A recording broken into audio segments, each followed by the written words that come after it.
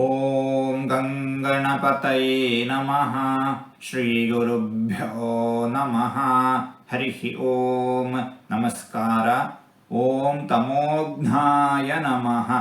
ಭಗವಂತ ಸೂರ್ಯನಲ್ಲಿ ಸನ್ನಿಹಿತನಾಗಿ ಜಗತ್ತಿನ ಕತ್ತಲೆಯನ್ನು ಓಡಿಸುತ್ತಾನೆ.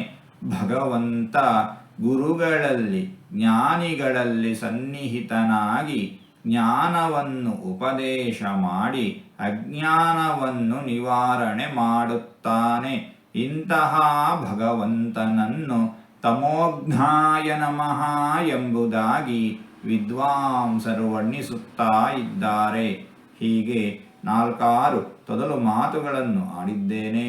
ಇದರಲ್ಲಿ ಏನಾದರೂ ತಪ್ಪುಗಳು ಇದ್ದರೆ ಆ ತಪ್ಪುಗಳನ್ನು ಬಿಟ್ಟು ಒಳ್ಳೆಯದು ಅಂತ ಏನಾದರೂ ಇದ್ದರೆ ಆ ಒಳ್ಳೆಯದನ್ನು ಮಾತ್ರ ಸ್ವೀಕರಿಸಬೇಕು ಅಂತ ಹೇಳಿ ಪ್ರಾರ್ಥನೆ.